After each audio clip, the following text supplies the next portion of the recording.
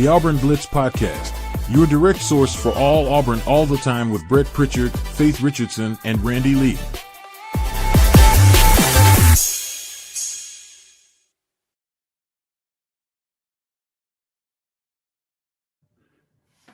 What's up, everybody? Welcome into the Pepper Tree Steaks and Wine post-game reaction show. We're glad you've joined us here on the Auburn Blitz, and you join us each and every day, wherever and whenever it is that you tune us in, and we're glad that you are pulling it up here tonight. Wish we had better news. We don't have better news because Auburn falls on the road to Missouri 84-74, Faith, and there's a lot that we can dive into on this thing. I can go in all types of different directions. I'll first say this. I was hoping after we talked today that this was going to be a game where Auburn carried some momentum out of the Arkansas game, and we thought maybe they found themselves and how they could win as a team and be a team that could win convincingly against good opponents. Now, I know Arkansas is at home, but this one didn't get off to a good start. Missouri was raining threes in the first half. It was close at half.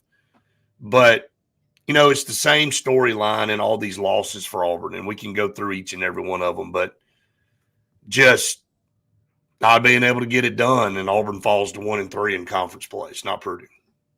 Yeah, I feel bad because every single time we hop on here for any post-game reaction show, it feels like we're always saying that something didn't go the way it should have and that it hasn't been impressive for anyone watching. And at least I can say that every single time I'm at Pepper Tree, I'm always impressed with every single thing I get there and every time I walk in the store. So glad that we're back with our post-game reaction shows, brought to you by Pepper Tree Steaks and Wine. So wanted to say that first. But yeah, Brett, you know, Auburn, you would think after that Arkansas game at home, because that Arkansas team is a really good team, Auburn would carry some of that to this game. And you've also seen a lot of players, not a lot, but you've seen Tahad and some of the other guys just have a little bit better of games on the road, which is strange, but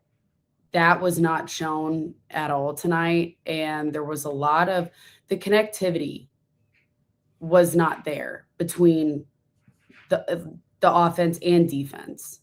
It's been a problem all year, except for a couple of flashes in the pan. It's not a team that plays well together. I don't know what else to say. I mean, and it's not a very deep team. This is a team that's getting 6 or 7 guys with quality minutes almost every night. This bench has evaporated. When you bring it in Mushalek, and I'm not pounding on him, but when you're bringing in him and having to rely on him as the third guy off the bench, that's kind of the story. And look, the obvious evaluation here or analysis, if Keyshawn Hall doesn't score, you can forget it. And he had 10 points, but he's a 21, almost a 22-point per game average guy. He was the Dick Vitale Player of the Week, coming off 2 32-point performances. I'm not saying he's got to score 32, but that's how much pressure. If Hall has an off night, this team's gonna struggle to win. And you know, you get 12 from SWA, which was good. We thought Freeman was going to have a decent game, and he did. He had 13 points, but there's nobody that's just jumping off the page if it's not Hall. And Tahad Pettiford is non-existent. Faith, not only did he scored 2 at the end right there where it didn't matter. So he had 7 points on 3 of 12 shooting, really.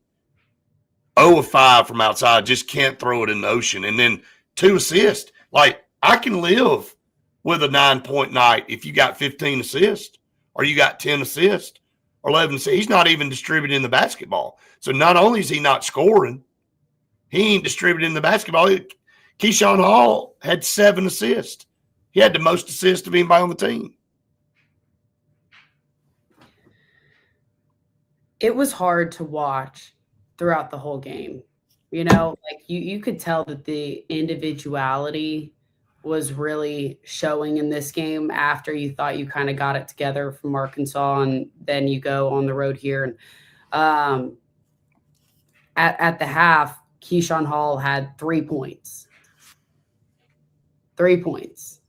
And you were in the. I mean, it was that was, to me, you're only down 4 at half with Keyshawn Hall with 3 points. To me, I think we're in great shape. And Missouri kind of had shot the lights out, from behind the arc. When you look at it, what did they have? What were they from behind the arc? 2, 3, 4. The whole game, or no? At half, 5. They'd had 5 made threes in the first half. Yeah. And we were only down 4 with Keyshawn Hall with 3 points. I felt good about it, to be honest. And then coming out of the break, they kind of run it up a little bit. And, we just never recovered. And this defense continues to be a problem. And Stephen Pearl talks about it constantly. But teams get downhill way too easy. And we don't do anything. It's almost effortless for teams to put the ball on the floor and get to the basket. And now this was a foul-happy refereeing crew. Lots of free throws for both sides. But again, you kind of settle into the flow of the game. Auburn 20 at 28 from the line, and Missouri 21 at 31. And and I've got some questions about, and it may be because of depth, that you didn't see Stephen Pearl start pressing and creating a lot of pressure until later in the game, because he's like, I can't run my guys to death, then hold the entire second half, or we're not going to have any gas in the tank. They turned Missouri over 4 or 5 straight times there to climb back into the game, but just did not have enough to get it back to even. But, the defense is definitely still a problem. It is. Yeah, the defense. Well, coming out of in the first half, the defense was really disruptive. They were able to kind of get a hold on Missouri in the first couple minutes of the game.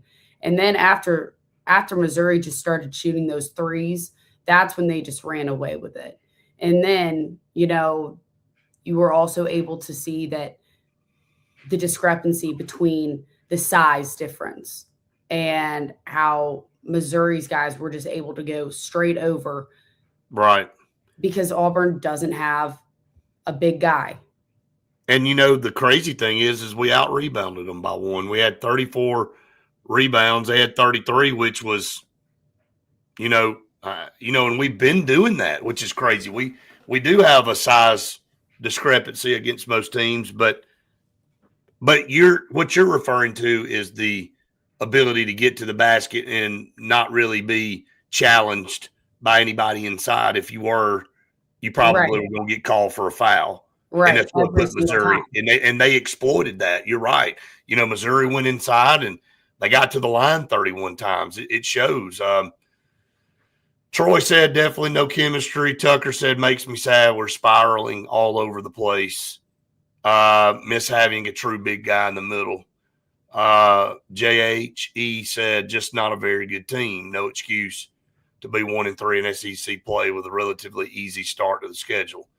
Only going to get tougher from here. It's every time you go on the floor in this league, you better be ready to play. And again, to me, the last 2 games are a snapshot of this team.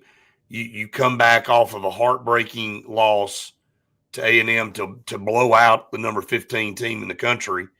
The one team out of the first 4 you thought, okay, which one are you going to possibly have the hardest time defeating?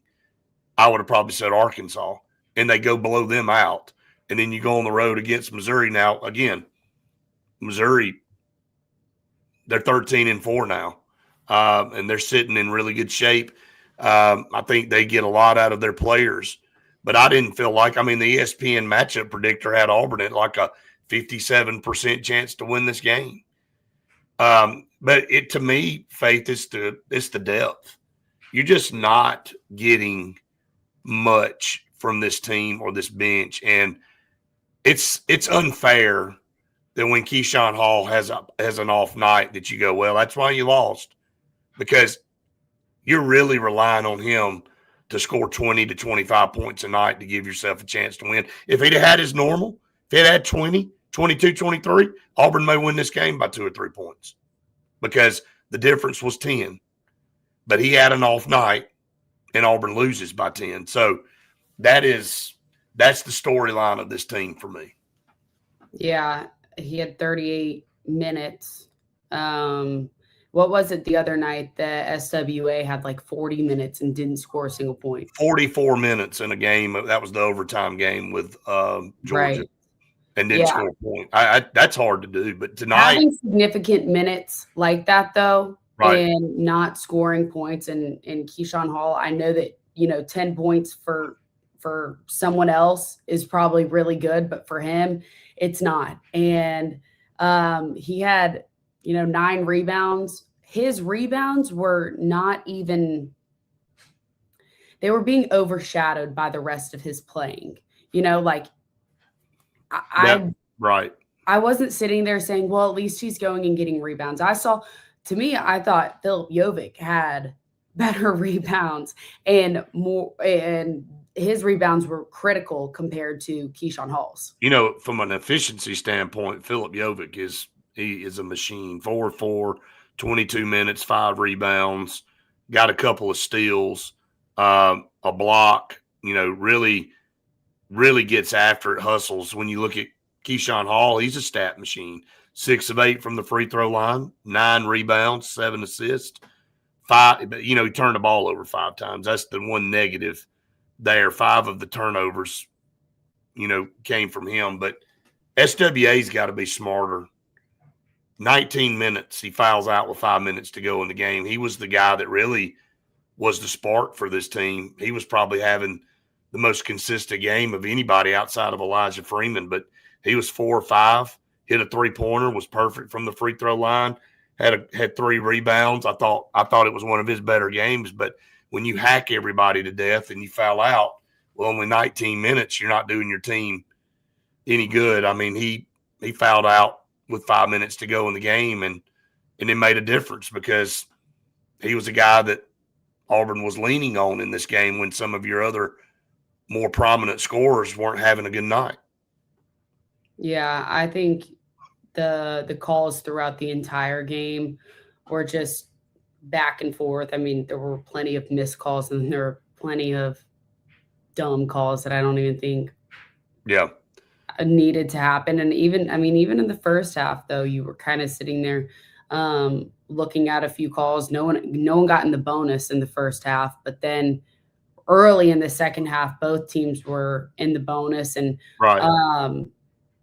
3 minutes into the second half, there were 4 fouls, and Auburn was already getting once something happens, you see everybody start to kind of go in panic mode, and it's not even like you had that first half to kind of feel out what the calls were going to be like. And yeah, definitely in the last couple of minutes is where it got out of control. Kevin Overton was supposed to be a defensive guy, and he's a guy that you're having to lean on to score. He was 3 of 7 from outside. Freeman was 2 of 4. Auburn only shot 6 of 21 from outside, though. They're just, and looking at the stats coming into the game, that's one thing that stood out about Missouri is they held opponents to, I think, 45% shooting, and Auburn was 41% tonight. They were even below what normally Missouri holds their opponents to. But I don't know at this point it's going to get any better for Tahad. I mean, we keep saying this every single week, and we keep looking down, and we keep seeing the same stat line. He just cannot shoot from outside. I don't know what it is. And some of these are uncontested. But he was 0 of 5 again tonight, shooting the 3 ball. And and somebody just made a comment on that. I don't know where it went. Like, Todd should not be allowed to shoot threes anymore. And again, look, you ask about what happened to Hall. I mean, Michael Jordan had an off night every once in a while. It didn't happen very often, but there would be a game he'd have an off. I mean, this guy has just scored 32 back to back. And yeah, it just wasn't falling for him tonight. But, when you look at it, he didn't shoot the ball very much. He only had 9 shots in this game in 38 minutes of play. So I don't know what was off with him tonight. And somebody made a comment about Tahad. I didn't really notice this, but on the broadcast of him maybe not looking well, maybe looking sick or something. I don't know. I don't know where that came from. I didn't. Did you think that? I didn't see that from Tahad, but I mean, you could just see that the entire team didn't have some sort of chemistry. Is that's on repeat? Seems like every time we come on the air. The problem is no continuity, no chemistry. I think if you can see what happened, it's very obvious that you have guys playing in silence. I mean, you had 11 team assists. Missouri had 18. I mean, Braden Smith, we brought this up this morning for Purdue. There's on any given night, he has 15 by himself. Good point guards. And I just don't know that Tahad is comfortable in that role. I just don't. I mean, and I think Tubbs said something up there about him being in the point guard position. And I'm not sure that that's not what's playing out here, because he's not scoring and he's not distributing the basketball. So I don't know what he's doing. That's if he had 10 assists tonight and scored 7 or 8 points, that's one thing. Or if he was scoring 20 or something and had 2 assists, okay. But he's not getting it done on either one. So, and I hate to keep belaboring this point, but the depth of this, one of the things that stood out at media days to me, and I looked at you and I said, that's the difference in this team. You're going to have to play 11 guys, 10 or 11 guys. And right now you're getting 6 or 7. That's it. Yeah, it's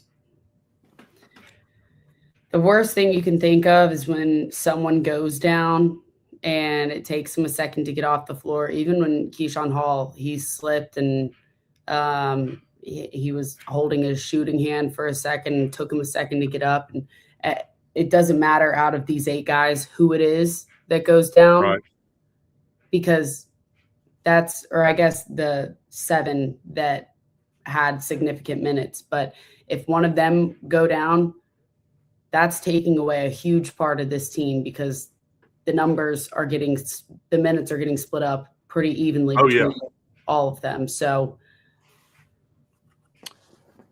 you look at the conference overall, Vanderbilt, it's just unreal. Every time you look down there, every sport, they're like, what twilight zone are we in? I still haven't figured that out. Vanderbilt's undefeated at 3-0. Missouri now at 3-1, along with Texas A&M in Florida. And Texas A&M let one get away from them last night. Kind of came back to roost with them. They had to go to overtime with Tennessee, and Tennessee wins that game. But then you got Arkansas at 2-1, and you got Alabama, Kentucky, Ole Miss, Georgia, and Tennessee, and Mississippi State all at 2-2. And then you got Ole South Miss with Carolina. a win over Georgia at home tonight. I know it.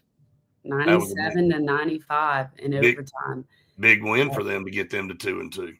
Yeah. But then Auburn's next opponent is South Carolina. They're 1-2. You got them at home. You would expect to get a win there, but I mean, who knows? Texas 1-2, Oklahoma and Auburn both 1-3 now, and LSU sitting at the bottom at 0-4.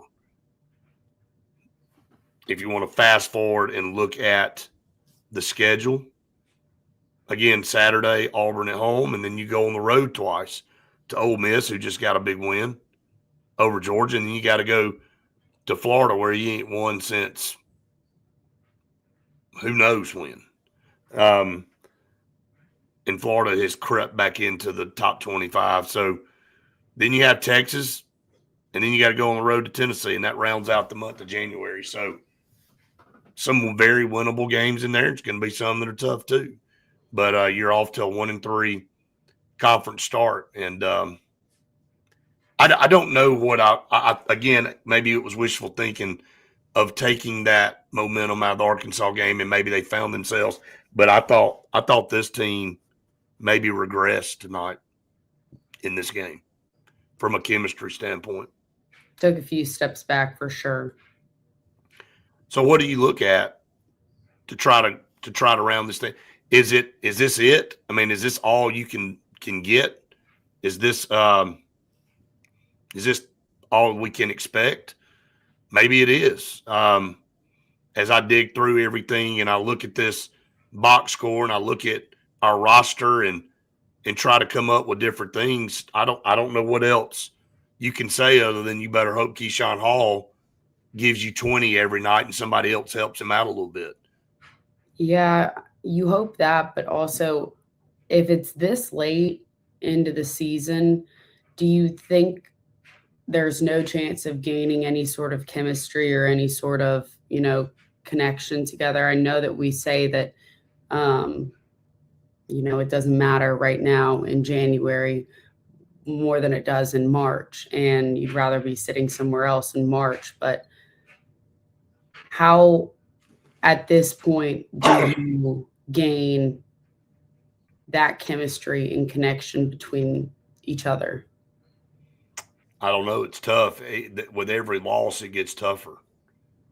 And, I don't see a leader. I mean, I thought I saw a leader Saturday with Keyshawn Hall and, speaking to the team before the game and then coming out doing what he did and then having just an overall great night. But then tonight, didn't see much from him vocally. His offense was off. He turned the ball over 5 times. He was suspect on defense. He had an off night. I don't know what else to say. But I didn't see that leader that I was looking for from him. Blake brings up, you know how much I like Kevin Overton. I love his effort. I love what he gives the team. Absolutely. I think he is the best pickup out of the portal outside of Keyshawn Hall. Yeah. You were thinking that some of these other guys, Aporum's not available, Bashir. I mean, some of these guys that you were thinking that were going to, hey, where's Magwood at? I was wondering that same thing tonight. Are you not getting anything? Is he not capable of giving you anything right now? I mean, have we gotten to that point where we look down and, he doesn't even get in the game? I mean, he's not hurt, is he, that I know of? Is he injured? Not that I know of. Can somebody help me out there? I mean, did I miss something but I mean, that's a guy that we all thought was going to be a major contributor. So I don't know. But wasn't available tonight, obviously, for whatever reason. You played so suspended. Again, I was out of pocket, right at the beginning. So, again, now that's a couple of guys that have had to be benched because of whatever's going on off the court. But, that again translates to there not being chemistry and the chemistry being something's off. Like, just be honest about it. Just something off about the whole thing. And it just doesn't feel like a strong team bond with this group. It just doesn't. I mean, I'm not trying to throw shade on anybody. So I apologize for missing the Caden Magwood thing. But if I want to go back and look at what Caden Magwood's done to this point this year, he's averaging 3 points a game and 1 rebound a game and 1.9 assists a game. So it's not like you were expecting him to come in, but in a team that doesn't have very much depth, I mean, you can't afford to be missing a guy that you're relying on. So, well, okay, hang on, because I just went and looked it up. So Caden Magwood is being suspended for off the court conduct. We had Todd earlier Right. being not starting for disciplinary reasons, right? Coming off the bench two games. That within itself, I feel like, is an example of what's happening on the court. Well, I mean, when you don't have chemistry and you got a bunch of people playing in silos, then that's what you get. I go back to, you can look at the assist category and it can tell the tale. And this has been the story more than not this year for Auburn. 11 assists in this game. Missouri had 18. And the guy that you're supposed to be relying on to distribute the basketball, this is his common stat line, 2 assists, Todd Pettiford. And he's not giving you anything offensively most nights either. So I don't know. It's a team with no identity. I hate to bring that up. My God, it seems like we say that so many times with teams lately. But this basketball team doesn't have an identity. And I don't know who's going to find it. Again, I thought you might see a carryover from the win against Arkansas to come on the road to take on Missouri, which was a winnable game. And credit Missouri for hitting threes early in the game and getting off to a good start. But you were only down 4 points at half on the road. This was a very winnable basketball game. And you let them kind of get off to they extended that thing out to 12, I think, at one time. And, you fought back. I thought, look, gritty effort again. I see a team that's not quit on the floor, but I also see a team that's not playing well together. So I don't really know. There is a team that plays really well together, and it's Pepper Tree Steaks and Wine. And we are so glad that they are our partners here on our post-game reaction show. Man, I tell you, we're talk about a great starting lineup. Ribs, chicken, pork chops, steak. I was going to save steak to the end because I knew that's your MVP there. Always is the steak. But Jeff and Kathy and the whole staff there at Pepper Tree Steaks and Wine did I say wine? Pepper Tree Steaks and Wine is phenomenal. You get a win with them every time. I feel like I'm one of those old-timey Golden Flake commercials where the coach is like, you get a win every time. And they hold up the bag of Golden Flake and they take a bite. But you win every time you go into Pepper Tree Steaks and Wine, 100%.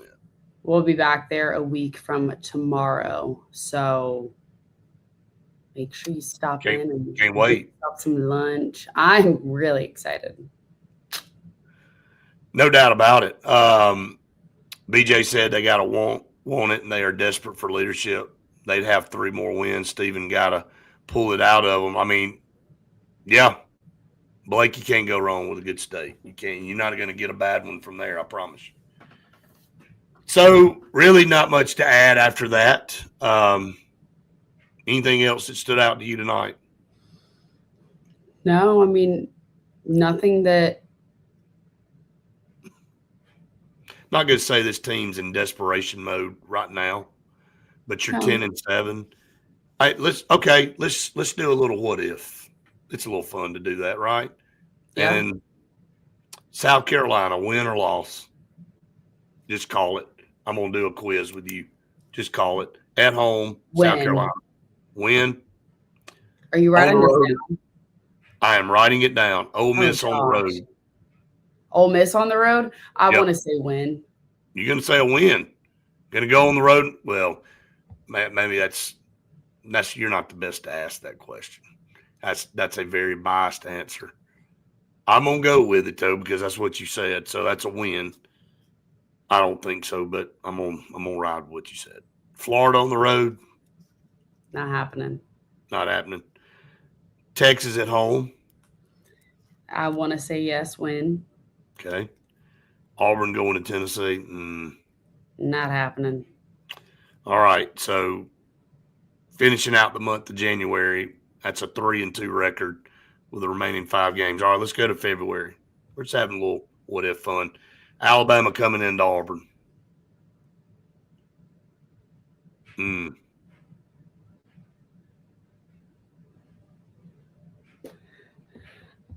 Just go with a win because that's what you want to say. And I'll say yes because maybe we'll get maybe we'll play well at home. So I'm gonna go with that one. But that one's definitely iffy. Let's see what the ESPN matchup predictor has that at right now. 57% Auburn. Wow. So we'll go with a win there. Vanderbilt at Auburn. I want to say Vanderbilt. All right, I'm going L there. Auburn at Arkansas. Revenge. It's hard to beat a team twice. And you got to go on the road. All right. I don't know. I think probably loss. All right, Auburn, Mississippi State at Mississippi State. Lord, I hope you can win. Well, hope and R are 2 different things. So I'm going to go with a bad month of February if you I'm going to go with a W. Kentucky coming to Auburn. I mean, this is not a good Kentucky team either. Both are 10-6 right now. Win. Okay. We'll see. Auburn at Oklahoma. Oklahoma's not very good either. They're just not. But you're on the road. You're on the road. L. No. Win. Okay. Ole Miss at Auburn. Win. Okay. Well, of course. I don't know why we didn't even ask that question. LSU at Auburn better be a win. Win. They're terrible. All right. And then Auburn and Alabama. A split. Give them the benefit of the doubt. We win at home. They win at home. Don't get away from your emotions. I just don't think they can win against them. Well, then just say it. I mean, no, I feel like that's terrible to say. I mean, but right now, but we're doing this to. I feel like Auburn's going to lose against them both times. Well, we just gave them the benefit of the doubt on one. So out of the remaining, that is 9 wins and 5 more losses. So right now, when you look at it, that would put Auburn at 10 wins. So that's 20.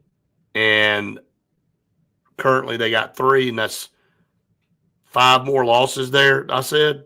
Is that 10-8? That would be a 10-8 mark. And that's pretty good. We thought 500 in league play this year. But if you go 10-8, well, the way this team's playing right now, I think you take it. And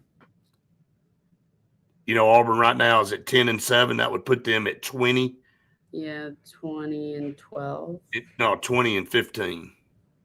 How many losses do we say they're going to have?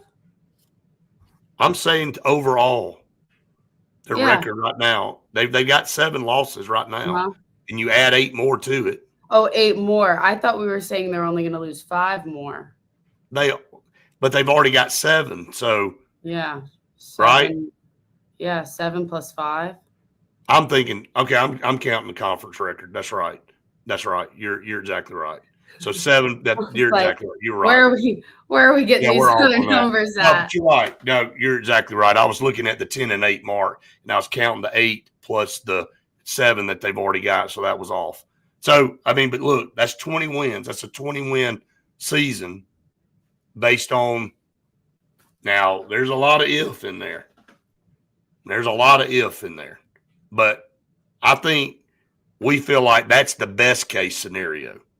I think what we just reeled off was the best case scenario. Right? Yeah, I'd say so. So 20-12 overall, 10-8 in conference play. Jeez, I guess, yeah.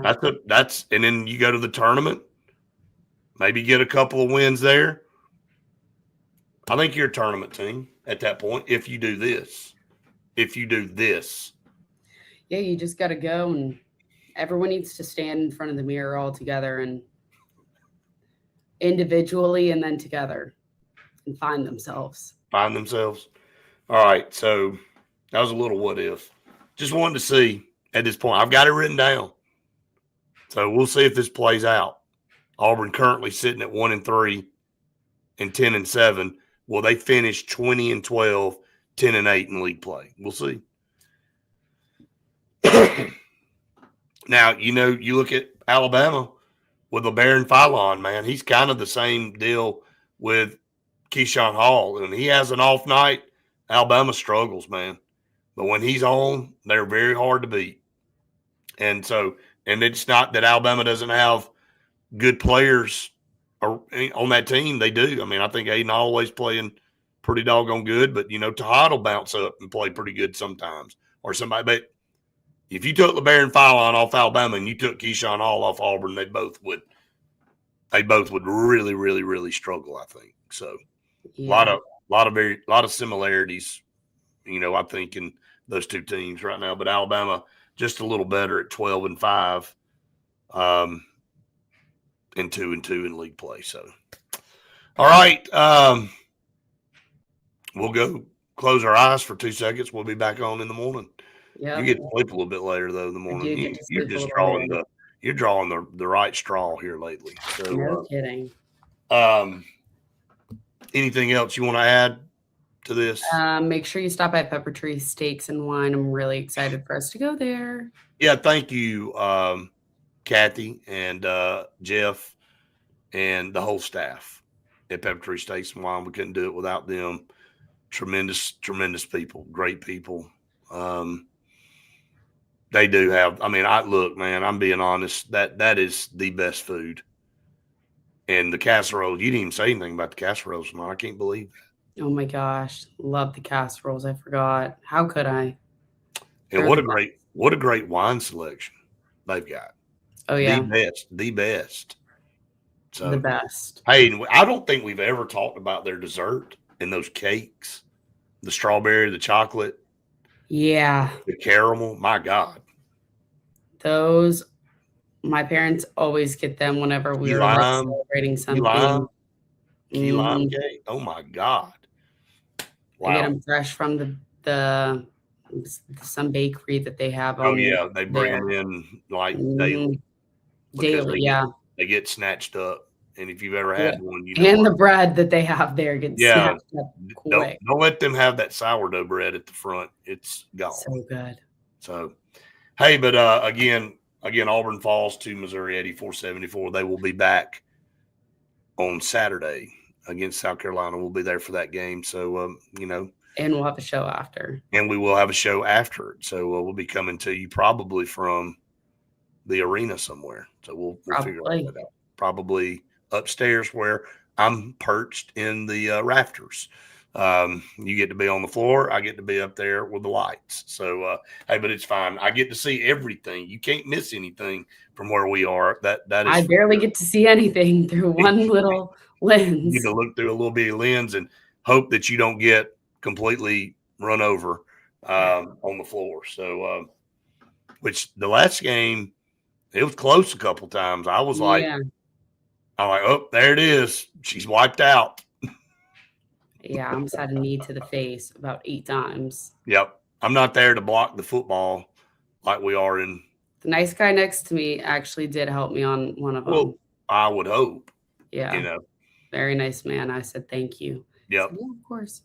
Got it. You better be paying attention down there or you can get trucked big time. So, and then you'll be all on TV, laid back like that. Not the way I want to be on TV. No.